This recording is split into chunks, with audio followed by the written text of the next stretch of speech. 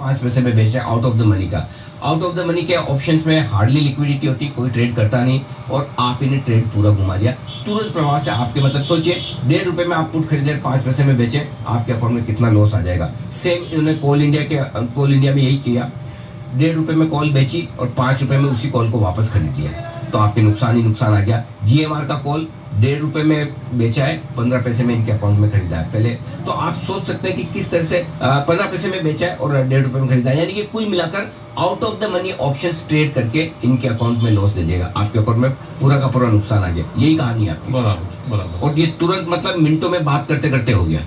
हाँ, तो ये 2 बजे तक तो मेरे ख्याल से कुछ 11 लाख तक लॉस दिखा रहा था क्लोज टू, बट जब मैं बात कर रहा था ब्रोकर से 2 से 2:40 वहां पे भी एक ट्रेड हो चुका है।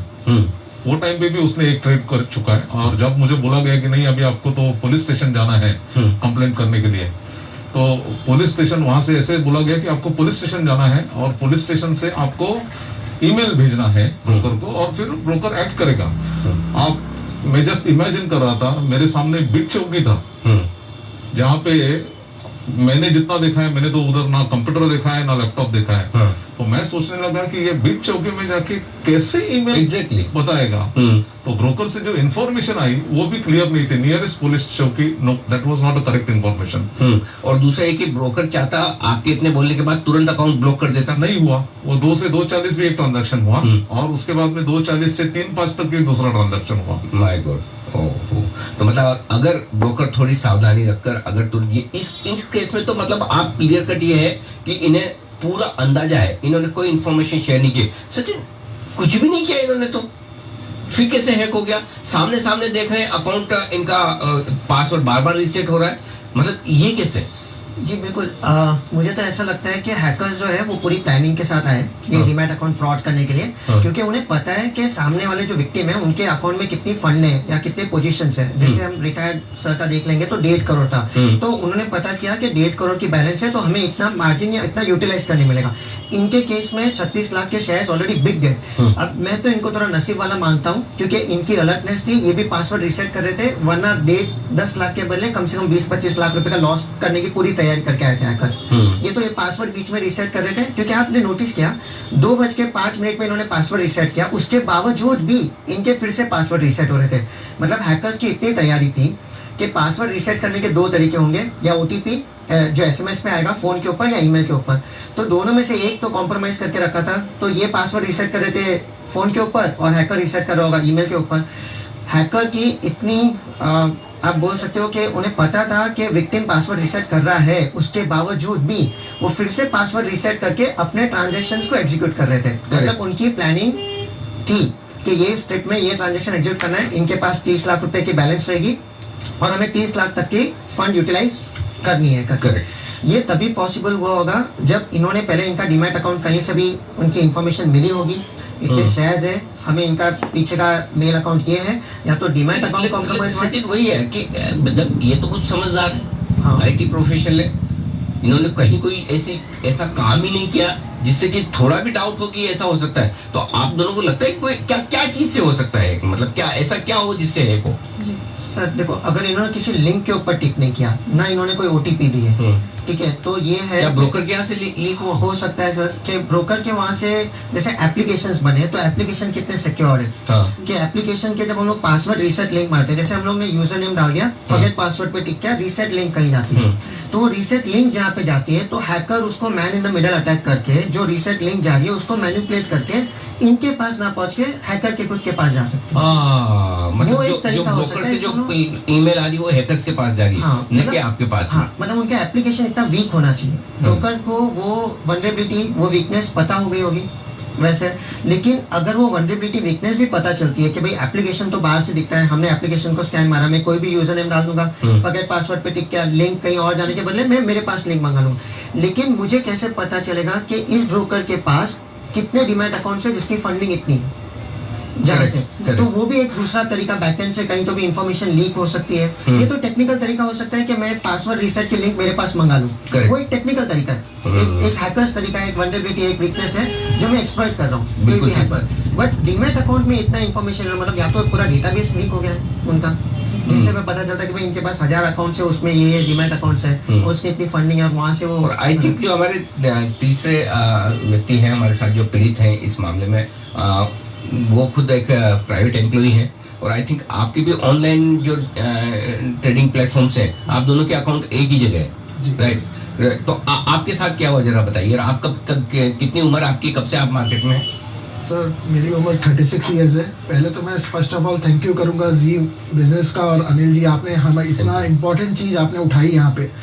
सर देखिए, हम लोग अपनी सैलरी का बहुत छोटा छोटा पार्ट सेव करके ये शेयर्स खरीदते हैं। हम लोग डे टू डे ये ट्रेडिंग नहीं करते हैं। पिछले 4-5 साल 6 साल से हमने ये शेयर्स को जो इकट्ठे किए हैं, वो हैकर ने 2 मिनट में हमारे प्लेटफॉर्म को यूज़ किया और उसने पूरी इक्विटीज बेच दी। My God. और ये सारे स्क्रिप्ट्स वो बेचे हैं जो कि ऐसे रेट्स पे हमने बाय किए थे, विच इज़ वेरी, मतलब मुझे नहीं लगता उसका लॉस इजीली है बताना आज की तारीख में, बिकॉज मेरा पोर्टफोलियो जब 70% प्रॉफिट पे था तब भी हमने वो शेयर्स नहीं बेचे, और आज के शेयर में बेचने का कोई मतलब नहीं था। अब मैं बताता हूँ इस हैकर ने क्या किया। 11:07 पे मेरे ब्रोकर से नोटिफिकेशन आना स्टार्ट होता है कि आपके शेयर्स सेल हो रहे हैं। अच्छा। मैं नोटिफिकेशन जो कि मैंने किए नहीं, मैंने तुरंत लॉगिन करने की कोशिश करी, मैं लॉगिन वापस नहीं कर पाया, तो मैंने पासवर्ड रीसेट किया।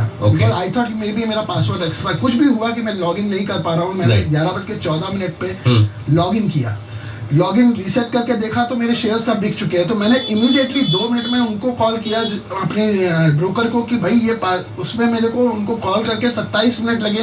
मैंने 27 मिनट मेरे को लगे समझाने में उनको, ब्रोकर को कि ये मैं नहीं कर रहा हूँ। इवन कॉल के दौरान मैं उनको बोल रहा हूँ ये ट्रेड मेरे हो रहे हैं, इसको आप इसमें ये मैं नहीं कर रहा हूँ।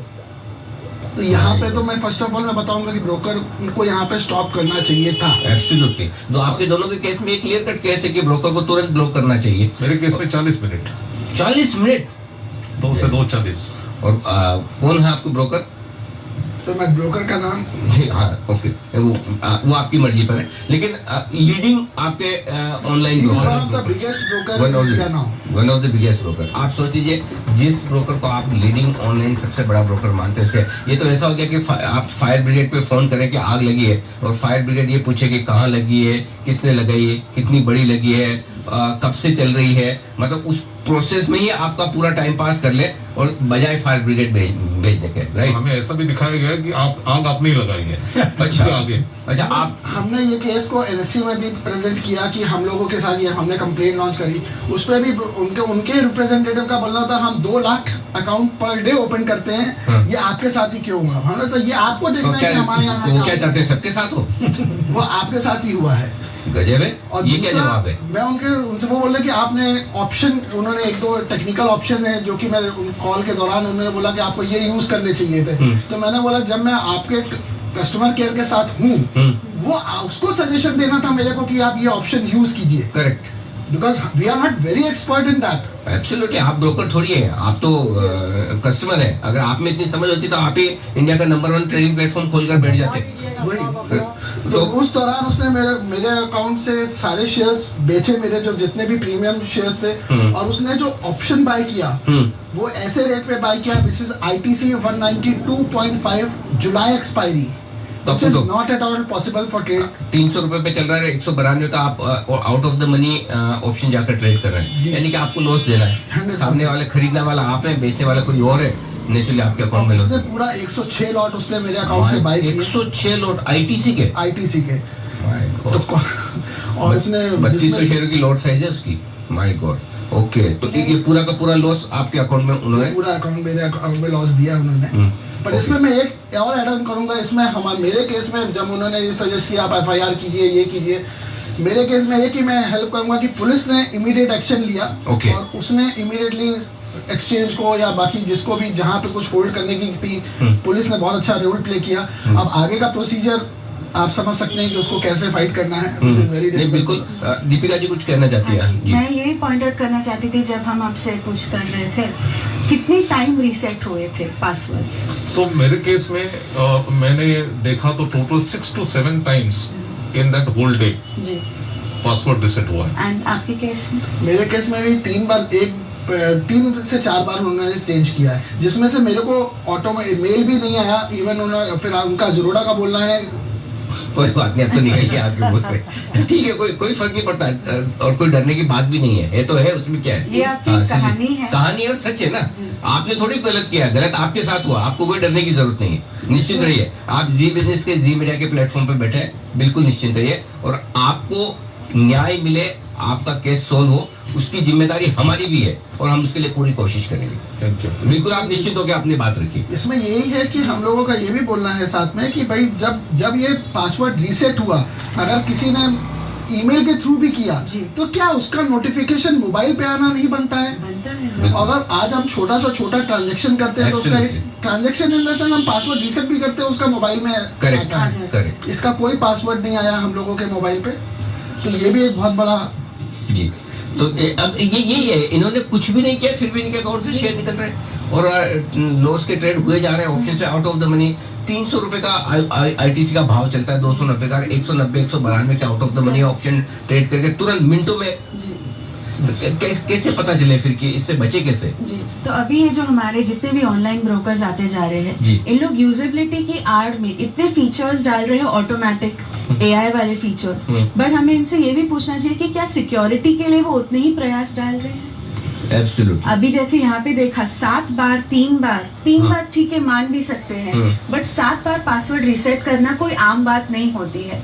दूसरा, अगर जो ओनर है ऑफ द अकाउंट आपके साथ कस्टमर कॉल पे है, तो क्या कस्टमर हेल्पलाइन का ये जिम्मा नहीं बनता कि तभी ही अकाउंट को फ्रीज करो? पहले तो फ्रीज करो, फिर बाद में बात करो, राइट? ये तो बेसिक प्रॉब्लम क्या है? अब आपके जो होता है ना, क्या बोलते हैं उसको, जहाँ आप फोन करते हैं, कॉल सेंटर में आपने बिठाई ऐसे लोग रखे हैं जिन्हें कुछ समझ ही नहीं है। करेक्ट। तो उनसे ज्यादा तो हमारे भाई साहब जानते हैं जो 20 साल से पैसा लगा रहे हैं और आईटी इंजीनियर है जी। और वो मुझे बोलने में, यही लाइन बोलने में बहुत बिजी थे। The only person who can trade in your account is you. अरे बाबा, हम खुद करते हैं तो फिर आप फोन ही क्यों करते हैं? telling me for 5 minutes that it's you.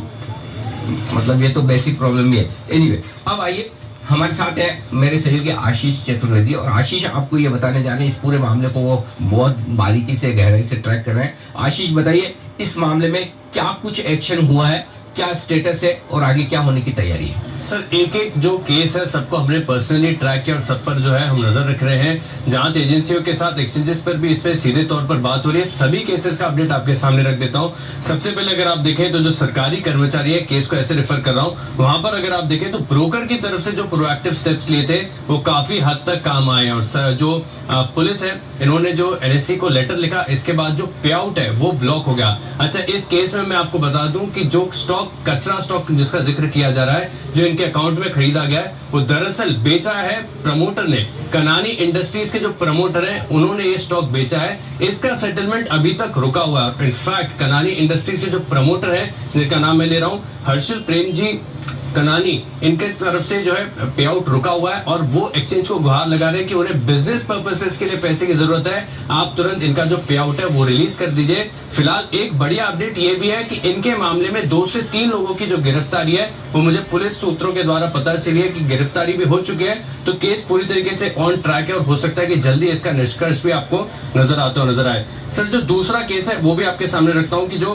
Private sector में काम कर रहे हैं, यहाँ पर मैंने देखा है कि पुलिस की तरफ से जो जांच एजेंसियां है, यहाँ पर एक केस को अभी काफी शुरुआती दौर में है, समझ रहे हैं। अभी तक हैकिंग पूरी तरीके से, क्योंकि जो साइबर टीम है, इनका प्राथमिक काम ये होता है कि इन्हें हैकिंग का जो अटेम्प्ट है ये सिद्ध करना पड़ता है। इसके बिना कहानी अधूरी हो जाती है। लेकिन अच्छी बात यह है कि इनकी तरफ से भी जो पे आउट है वो रोक दिए गए हैं। एक्सचेंजेस को पूरी तरीके से जानकारी है और एक्सचेंजेस भी जल्द जो काउंटर पार्टी है, क्योंकि ऑप्शंस के ट्रेड हुए और ये दोनों ही खातों में सिमिलर अपडेट है कि दोनों खातों में जो ऑप्शंस के ट्रेड हुए, इनकी काउंटर पार्टी कौन है, इसकी जो डिटेल्स है वो एनएससी यानी जो एक्सचेंज है वो साइबर सेल को देगा, पुलिस को देगा। इसके बाद इनके केवाईसी बाहर निकले जाएंगे और फिर हो सकता है कि आगे जाकर इन दोनों मामलों में आपको गिरफ्तारियां भी नजर आए। और आशीष, जो कुछ पुलिस सोर्सेज से पता चला है, क्या इस तरह के 30-40 से ज्यादा मामले आ चुके हैं उनके पास? 30-40 का जो जिक्र कर रहे हैं My सिर्फ God. और सिर्फ मुंबई में सर। और एक और खास बात मैं बताऊंगा, क्योंकि इस जो पूरा कांड है इसको मैं बहुत क्लोजली ट्रैक कर रहा हूँ। अभी जो हमारे पास केसेस है इनमें क्या हुआ कि आपने होल्डिंग्स बेच दी और इसके बदले आपने आउट ऑफ द ऑप्शन जो मनी ऑप्शन है उन्हें ट्रेड किया है या फिर कचरा स्टॉक खरीद लिए गए हैं। 1-2 केसेस ऐसे भी मेरे रडार पर आए हैं सर, जहां पर सीधे के सीधे एक स्टॉक बेच दिए और अकाउंट का जो नेट बैंकिंग अकाउंट है वो बदलकर, फोन नंबर बदलकर पूरा का पूरा पैसा साफ कर लिया गया। अच्छा, बैंक अकाउंट से भी? बैंक अकाउंट भी हो रहा है सर। माय गॉड, गजब। अच्छा, अब इसमें एक चीज और बताएं, जो यहाँ 2 अकाउंट हैं जिनमें 2 लोग ऐसे हैं जिनके अकाउंट में एक शेयर आया है। आपकी होल्डिंग बेचने के बाद जो शेयर उनके अकाउंट में आया वो है कनानी इंडस्ट्रीज, राइट सर? आपके अकाउंट में भी कनानी इंडस्ट्रीज आया, आप में से भी किसी के आया है। अच्छा, आपके ऑप्शंस क्या है? कुछ केसेस हमारे पास ऐसा है जिनके अकाउंट में कनानी इंडस्ट्रीज आया। अब जरा इस कंपनी की कहानी भी सुन लीजिए। ये इसलिए सुनाना जरूरी ताकि एक नेक्सस क्या है, क्या ये पता लगाना पुलिस का और एक्सचेंजेस का और सेबी का काम है कि क्यों एक ही कंपनी के शेयर खरीदे जा रहे हैं अब उनके अकाउंट के शेयर बेचने के बाद। तो आशीष, जरा बताइए इस कंपनी के बारे में डिटेल्स, और क्या वाकई में इस कंपनी के ही शेयर लगातार बेचे जा रहे हैं? बिल्कुल सर, इसी कंपनी के। और इनफैक्ट 2 जो पीड़ित ऐसे हैं जो मेरे साथ में कांटेक्ट में है, एक अपनी सुरक्षा की चिंता के चलते हमारे साथ शो पर नहीं आए, लेकिन जानकारी उन्होंने पूरी दे दी। दरअसल जो प्रमोटर ने शेयरों की बिकवाली की, अब इस शेयर का ट्रेंड भी अगर आप देखें तो बहुत इंटरेस्टिंग है। पेनी स्टॉक है, 8-10 रुपए के आसपास ट्रेड किया करता था, जो एक तरफा तेजी के बाद बढ़कर 42 हो गया।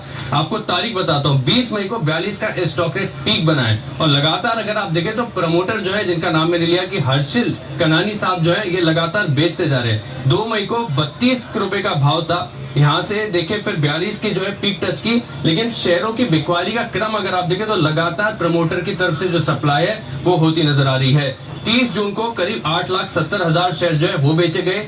8 जून को, जिसमें जो 2 पीड़ित हैं हमारे सामने, इनमें से एक है, इनके जो अकाउंट से खरीदे गए उन्हीं की तारीख में बताऊं 26 लाख शेयरों का जो सौदा हुआ था, यहाँ पर ये सौदा पूरी तरीके से रुका हुआ है, क्योंकि खरीदने वाले कह रहे हैं कि हमने ये शेयर बिल्कुल भी नहीं खरीदा है, हैकर ने खरीदा है। और प्रमोटर की तरफ से ये 26 लाख शेयरों की जो बिकवाली हुई है, ये बिकवाली अगर आप देखें तो 6 जून को भी हुई, 20 मई, 18 मई, 9 मई, लगातार प्रमोटर जो है बिकवाली करते जा रहे हैं। इनकी हिस्सेदारी अगर आप देखें तो करीब 63%, 64% थी, जो 10% से घटा दी 53% के आसपास आ गई है। लगातार ये बिकवाली कर रहे हैं। और जो 8 जून को इनका जो सौदा हुआ है, इसमें सभी जो दोनों जो पीड़ित हैं उनसे मेरी बात भी हुई उनसे, तो उन्होंने कहा कि ये स्टॉक उन्होंने नहीं खरीदा, हैकर ने खरीदा, और इसका सेटलमेंट भी देखें तो फिलहाल रुका हुआ है। सोचिए, एक तिमाही में प्रमोटर्स की स्टेक 10% कम हो जाती है, और ये 30 जून, 8 जून, 6 जून, 20 जून, 18 जून और 9 जून, इन अलग अलग डेट में जो भी ट्रेड हुए हैं, इन ट्रेड्स की भी जांच होनी चाहिए। सारे आप सोचिए कौन सा ऐसा प्रमोटर है जो अपनी कंपनी का शेयर रोज बेचने को तैयार है, और ऐसे लोग और खरीदने वाले वो लोग हैं जो जानते भी। सर, कभी पहले नाम सुना था कनानी इंडस्ट्रीज का? तो आपके पास जब शेयर आ गया तो आपने सोचा ये गिफ्ट आया, इसका क्या करूं, पता लगाने की कोशिश की? मुझे क्या हो गया, एक मेरे सेल हो गया और मुझे कुछ आए भी, ऐसे ही मुझे लगा। लेकिन बाद में जब नाम सुना तो मेरे को पता लगा ये क्या, कुछ फायदा नहीं। My God. तो ये है। अब अगर हो सकता है इन सारे ट्रांजेक्शन की जांच करें तो हो सकता है इसमें जिन जिन बायर्स के पास ये शेयर गए हैं, जो प्रमोटर्स ने बेचे हैं, तो हो सकता है हम अंदाज से बता रहे हैं, हमारे पास सारी इंफॉर्मेशन है, कुछ केस में है, हो सकता है ये सारे के सारे बायर्स इसी तरह की ठगी के शिकार हो। तो सीधा सीधा पुलिस के लिए, एक्सचेंजेस के लिए और सेबी के लिए यह मामला बनता है कि जो ये सारे शेयर बिके, कम से कम इस कंपनी का तो समझ में आ रहा है, जो शेयर बिके उन शेयरों के खरीदारों के अकाउंट के साथ जांच की जाए और देखा जाए कि क्या उनके साथ धोखाधड़ी हुई, पहली बात। दूसरी बात, जिन लोगों के अकाउंट में आउट ऑफ द मनी के ऐसे ऑप्शंस ट्रेड करके सेम डे लॉस दिया जा रहा है, यानी कि आप आइडिया का ट्रेड कर ले, 1.5 रुपए में बेचे, 5 पैसे में खरीदे, साफ नजर आता है कि एक अकाउंट में लॉस और दूसरे अकाउंट में प्रॉफिट करने की तैयारी है। इस तरह के ट्रेड्स की जांच तुरंत प्रभाव से एनएससी को और सेबी को करने की जरूरत है, ताकि जिन अकाउंट में आउट ऑफ द मनी के प्रॉफिट या लॉस अनएक्सपेक्टेड अचानक से हो रहे हैं, आप तो सर रोज out of the money option वगैरह ट्रेड भी नहीं करते, आप तो इन्वेस्टर हैं, अचानक से आपके अकाउंट में एक दिन सारे ट्रेड हो जाते हैं और लॉस आ जाता है, ये एबनॉर्मल है, राइट। और आजकल तो इतने सॉफ्टवेयर है, इतना सब कुछ है, टेक्नोलॉजी की पता लगाया जा सकता है, तो ये करने की जरूरत है। अब इस पूरे मामले में हम जो चाहते हैं, हम क्या चाहते हैं कि जो कुछ इन 3 लोगों के साथ हुआ है या जो कुछ 40-50 लोगों के साथ हुआ, वो किसी और के साथ ना हो, और इसीलिए हम कुछ मांगे इस वक्त रखने जा रहे हैं, क्या होना चाहिए? दो चीज है, एक तो ये कि फ्रॉड होने के पहले फ्रॉड ना हो इसके लिए क्या करने की जरूरत है, ये सबसे बड़ी मांग है। तो सबसे पहली चीज तो ये कि अगर कोई भी क्लाइंट नए लोकेशन से या नए डिवाइस से लॉगिन करे, जैसे कि गूगल में होता है राइट, तो आपको तुरंत अलर्ट आता है। तो अगर कोई नए डिवाइस से लॉगिन कर रहा है तो ब्रोकर की जिम्मेदारी है, जो बड़े बड़े दावे करते हैं कि हम सबसे ज्यादा नंबर ऑफ अकाउंट्स रखते हैं, हम टेक्नोलॉजी के मामले में नंबर 1 है, ये है वो है, कम से कम आप इतना तो करिए कि अगर कोई नए लोकेशन से नए डिवाइस से लॉगिन हो रहा है तो उनको अलर्ट भेजें। जब गूगल कर सकता तो कोई और क्यों नहीं? Correct sir? पहली चीज। दूसरी बात, डीमेट अकाउंट खोलते वक्त ही, चलिए हमारे यहाँ कुछ लोग तो ऐसे जो समझते हैं, लेकिन सारे लोग समझते नहीं। आप 50 पेज का रिस्क डिस्क्लोजर डॉक्यूमेंट साइन करवाते हैं, हर एक पेज पे 4-4 साइन, हाथ दुखने लग जाए। लेकिन क्या कभी ये सोचा है कि जो नए डीमेट अकाउंट खुल रहे हैं या नए ट्रेडिंग अकाउंट खुल रहे हैं उनको एक साइबर सिक्योरिटी की कोई हल्की फुल्की ट्रेनिंग दी जाए कि आपके अकाउंट को आपको कैसे मेंटेन करना है? ऑनलाइन वीडियो कॉल पे बिना कुछ मिले जुले आजकल अकाउंट खोलने की जो मतलब होड़ मची है ना ब्रोकर्स के बीच में कि बस खोलो अकाउंट, जैसे भी खुले खोलो, किसका खुल रहा है, क्यों खुल रहा है, कैसे खुल रहा है, उसकी कितनी समझ है, इससे किसी का कोई लेना देना नहीं। तो ब्रोकर्स की को ये जरूरी है कि उनकी साइबर सिक्योरिटी की ट्रेनिंग दी जाए। इसके अलावा नेक्स्ट जो है ब्रोकर्स और एक्सचेंज की ये उनका ये दायित्व है कि निवेशकों की जागरूकता के लिए अभियान चलाए, लेकिन न सिर्फ अभियान चलाए बल्कि ये अभियान असरदार होना चाहिए। अब आजकल होता क्या है, सारे म्यूचुअल फंड्स, ब्रोकर्स, एक्सचेंजेस, उनको अभियान चलाना है कहीं और ऐसी जगह जिसका कोई असर नहीं, जाकर वो क्रिकेट के बीच में ऐड दिखाएंगे जिससे किसी का भला नहीं होने वाला है। जहां जिन इन्वेस्टर्स को बताने की जरूरत है प्लीज आप उनके बीच में जाइए, उन्हें समझाइए कि वो कैसे जागरूक हों। क्रिकेट के बीच में ऐड चलाने से किसी का भला नहीं होगा, ना आपका होगा न इन्वेस्टर्स का होगा।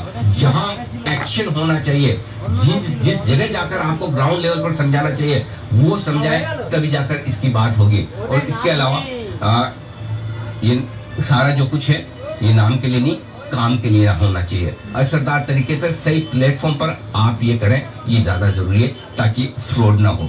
अब आइए, फ्रॉड होने के पहले की तो ये बात हुई, फ्रॉड होने के बाद क्या, ये ज्यादा इंपॉर्टेंट है कि अब जब हो गया तो आप तुरंत क्या करें। सबसे पहली चीज तो ये कि ब्रोकर्स और एक्सचेंजेस दोनों को इस तरह के फ्रॉड से निपटने के लिए हॉटलाइन बनानी चाहिए। ये नंबर वो होने चाहिए जो सीधे कोई भी क्लाइंट डायरेक्टली एक्सचेंज को भी कर पाए और ब्रोकर को भी कर पाए। ये नॉर्मल कॉल सेंटर से अलग होना चाहिए। ध्यान से सुनिएगा, नॉर्मल कॉल सेंटर में एक से दूसरी जगह आप घूमते फिरे। आप क्रेडिट कार्ड के केस में, डेबिट कार्ड के केस में देखिए, जैसे आप कहते हैं ब्लॉक क्रेडिट कार्ड, आपकी तुरंत कनेक्टिविटी होती है, राइट? उसका एक अलग नंबर है या कनेक्टिविटी फास्ट है, नहीं कि आपको 10 मिनट तक म्यूजिक सुनवा रहे हैं। इसी तरह की आपकी एक हॉटलाइन ब्रोकर और एक्सचेंज के साथ होनी चाहिए। न सिर्फ ब्रोकर बल्कि एक्सचेंज के साथ भी डायरेक्ट क्लाइंट एक्सचेंज को फोन करके बोल सके कि मेरा अकाउंट ब्लॉक करने की जरूरत है, मेरे अकाउंट में फ्रॉड होने के चांसेस दिख रहे हैं। एक्सचेंज भी कर सकता है, ब्लॉक ही तो करना है, अनब्लॉक थोड़ी करना है। तो ये एक्सचेंज भी करे, ब्रोकर भी करे, एक हॉटलाइन बनाए। शिकायत मिलते ही पहला काम तुरंत प्रभाव से ब्लॉक। अब ब्लॉक से अनब्लॉक करने में वक्त लगता है, उसमें कई बार प्रोसेस है। एक सिस्टम ऐसा होना चाहिए टेम्परेरी ब्लॉक। जब तक आप किसी की कंप्लेंट सुन रहे हैं, समझ रहे हैं, तब तक टेम्परेरी ब्लॉक। जैसे हमारे दोनों केसेस के साथ में हुआ, बात कर रहे हैं, इधर ट्रेड हुए जा रहे हैं, लॉस पे लॉस आ रहा है, और इन दोनों का ब्रोकर जो एक ही है, सबसे बड़ा टेक्नोलॉजी प्लेटफॉर्म देने वाला, वो आधा घंटे तक उनके एम्प्लॉइज बात कर रहे हैं और कोई सोल्यूशन नहीं है। इनको समझाने की कोशिश करेंगे, आपने ही सौदे किए, आपके अकाउंट में आपके अलावा कोई नहीं कर सकता। अरे भाई ये कर सकते हैं, ये इतने समझदार होते तो ये भी ब्रोकर बन जाते, इन्वेस्टर और ट्रेडर नहीं होते। सो सबसे पहली चीज है, आपको इस तरह की कंप्लेन आते ही टेम्परेरी ब्लॉक करना जरूरी है। उसके बाद अब हो तो गया, इन्होंने कंप्लेन भी कर दी, पैसे कौन देगा और कब देगा? न्याय समय से न मिले वो भी अन्याय है। निवेशकों के फंसे हुए पैसे तुरंत मिले। इन्वेस्टर प्रोटेक्शन फंड और ब्रोकर्स की फीस इसीलिए ली जाती कि इस तरह के केस में जहां ये जेन्युइन केस है, इनकी कोई गलती नहीं, इन्होंने कोई ऐसा काम नहीं किया जिसकी वजह से इन्हें लॉस हो, इन्हें तुरंत प्रभाव से पैसे दिए जाने चाहिए और जरूरत पड़ने पर ये पैसे इन्वेस्टर प्रोटेक्शन फंड में से दिए जाए। भारी भरकम पैसा पड़ा है इन्वेस्टर प्रोटेक्शन फंड में इसी दिन के लिए, इसी तरह के मामलों के लिए। आप इन्हें दें और उसके बाद कानूनी लड़ाई लड़ें, और कानूनी लड़ाई लड़ने की जिम्मेदारी इनकी नहीं होनी चाहिए। ये नौकरी करेंगे, या कानूनी लड़ाई लड़ेंगे। ये कानूनी लड़ाई लड़ने के लिए एक तरीका होना चाहिए, चाहे वो ब्रोकर्स लड़े, चाहे एक्सचेंज लड़े।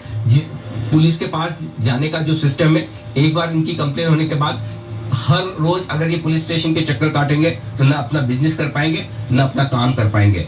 एक्सचेंजेस, ब्रोकर्स और डिपॉजिटरी इस मामले में सक्षम है, समझदार हैं, ज्यादा ताकतवर हैं, पैसे वाले हैं। उनके पास एक सिस्टम होना चाहिए, एक लीगल सेल होना चाहिए जो इस तरह के मामलों को कानूनी तौर पर और पुलिस के सामने लेकर जाए और इनके बिहाफ पर लड़े। और अगर आप ऐसा करें तो कोई एहसान नहीं कर रहे हैं, ये आपके कस्टमर्स हैं, ये क्लाइंट है। अगर ये डीमैट अकाउंट खुलवा रहे हैं, ये ट्रेडिंग अकाउंट खुलवा रहे हैं और आपके पास ट्रेड कर रहे हैं, तो आपका ब्रोकिंग हाउस चल रहा है, तो आपका डिपॉजिटरी चल रहा है, तो आपका एक्सचेंज चल रहा है। और अगर इनके लिए आप लड़ते हैं तो कोई आप इन पर एहसान नहीं करिए, इनका हक है और ये करने की जरूरत है। इसके अलावा तुरंत प्रभाव से आप इनको राहत दें, जिस तरह से नुकसान हुआ उस नुकसान से बचाने की कोशिश करें। ये हमारी मांग है पूरे सिस्टम से और इस सिस्टम में जुड़े हुए सारे लोगों से। इसके अलावा अगर आप कोई कुछ कहना चाहें तो। अभी जब एसएमएस और कॉल की बात आती है, हमें ये भी देखना चाहिए कि जो हमारे ऐप्स है, क्या ये एसएमएस फॉरवर्डिंग, कॉल फॉरवर्डिंग, क्या ये डिटेक्ट कर पाए। दूसरा है कि जो हमारे ये ऑनलाइन ऐप्स बनते जा रहे हैं, ये अपने अंदर ही एक एक्सरसाइज कर रहे हैं कि जालसाज क्या क्या स्टेप्स यूज कर सकते हैं, तभी तो उनके लूपहोल्स बाहर आएंगे। तीसरा, ये अभी क्राइम बेल्ट्स बन चुके हैं। हमने सबने देखा हुआ है, कुछ कुछ जगहों में ये पूरा क्राइम सिंडिकेट चलता रहता है। रेगुलेटरी अथॉरिटीज को, पुलिस को यही देखना चाहिए कि क्राइम बेल्ट्स को टोटल ट्रैक डाउन किया जाए। अभी इन तीनों केसेस में ये एक दूसरे के बाजू में भी नहीं रहते, आज के पहले एक दूसरे से मिले भी नहीं है, पर इनमें कॉमनैलिटी यही थी कि वही इंडस्ट्रीज का नाम आया, वही मोडस ऑपरेंडी थी। तो एक क्राइम बेल्ट्स का एक टेक डाउन मास होना चाहिए। और लास्ट कि जब ये काउंटर पार्टी ऐप जो दूसरे ऐप से कहाँ से हो रहा है उसकी जांच पड़ताल होनी चाहिए। जस्ट शेमिंग द कस्टमर कि आपकी ही गलती थी, आपका ही जिम्मा है, that is not right. Absolutely. आप कस्टमर एज अ किंग वाली मेंटालिटी लेके चलिए, कस्टमर आपके साथ पूरी जिंदगी रहेंगे। Absolutely. जैसे आपने बताया था एक हेल्पलाइन नंबर, जैसे साइबर सेल का एक हेल्पलाइन नंबर है 1930 जो है, ऐसे ही सेबी भी एक कस्टमर के लिए एक स्पेशल हेल्पलाइन नंबर या ब्रोकर्स एक स्पेशल हेल्पलाइन नंबर बना सकते हैं कि तुरंत अगर फ्रॉड हो रहा है तो वो इस नंबर पे कॉल कर सकते हैं। और जितने भी ब्रोकर्स है, जैसे मैंने भी अभी एक एक्सपेरिमेंट किया कि मैंने मेरी वाइफ के अकाउंट के अंदर उनका मोबाइल नंबर चेंज कर दिया, उनके सिर्फ ओटीपी जा रही है ईमेल के ऊपर और उनका मोबाइल नंबर मैं चेंज कर पा रहा हूँ और मेरे नए नंबर के ऊपर मेरा ओटीपी आ रहा है। तो जब मैं इतने चेंजेस कर रहा हूँ, जब मेरा पासवर्ड रिसेट हो रहा है, तो एटलीस्ट 2 जगह पे नोटिफिकेशन जाने चाहिए। एक ही जगह पे जाएगा तो हमें ध्यान नहीं रहेगा और हमें पता भी नहीं चलेगा कि हमारा अकाउंट कॉम्प्रोमाइज हो गया है। तो अगर एक हेल्पलाइन नंबर अगर सेबी रजिस्टर कर पाए ये हॉटलाइन नंबर तरीके से कि इस नंबर पे होगा, फ्रॉड कीजिए, मतलब फ्रॉड हुआ तो कोई भी ब्रोकर के साथ फ्रॉड होगा, हम कार्रवाई शुरू कर सकते हैं। बिल्कुल। आप दोनों का तो धन्यवाद है ही, आप हमें गाइड कर रहे हैं। आप तीनों का मैं खास तौर से दिल से धन्यवाद देना चाहता हूँ कि आपने ऑलरेडी, आप इतनी मुश्किल में हैं, आपको नुकसान हुआ है, आपके अकाउंट हैक हुए हैं, आपके पैसे गए हैं, फिर भी हमारी रिक्वेस्ट पर आप आए हैं और सबसे बात की। और देखिए, हम हमारी तरफ से स्टोरी कर सकते थे, लेकिन अगर आप आकर बात नहीं करते तो उस स्टोरी में वो वजन नहीं होता, क्योंकि आपने वो भुगता है। और आज भी, और मेरी रिक्वेस्ट यही थी इन सब लोगों से कि आपके साथ जो हुआ वो हुआ, अब दूसरों के साथ ना हो, दूसरे कैसे सावधान रहे, इसलिए आप बाकी लोगों के लिए आइए।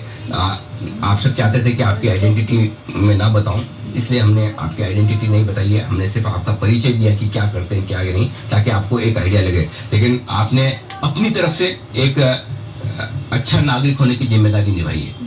ये इसके लिए मैं आपको बहुत बहुत बधाई देता हूँ, धन्यवाद देता हूँ कि आपने इतनी तकलीफ दी। और सर के तो फैमिली में काफ़ी इश्यूज थे, काफ़ी दिक्कतें थी, उसके बावजूद वो आए कि नहीं, मैं चाहता हूँ कि जो मेरे साथ हुआ वो किसी और के साथ ना हो। और हम भी यही चाहते हैं, इस मामले को उठाने के पीछे जी बिजनेस की यही इच्छा है, यही उद्देश्य है, यही मकसद है कि जो कुछ हो रहा है उससे पहले हमें सावधान रहना है और हमारे साथ ना हो, हमारे आसपास ना हो, हमारे मिलने जुलने वाले या किसी भी और के साथ ना हो, इसके लिए हमें सारी सावधानियां रखनी है। तो ये बहुत ज़रूरी है कि इन्वेस्टर से लेकर ब्रोकर्स, ब्रोकर से लेकर एक्सचेंज तक के लेवल पर ये सारी और डिपॉजिटरी के लेवल पर ये सारी अब हमें जो दिक्कतें हैं इनको दूर करने की ज़रूरत है, सिस्टम चुस्त दुरुस्त करने की ज़रूरत है और लोगों को जागरूक करने की ज़रूरत है, ताकि इस तरह के फ्रॉड्स और ना हो।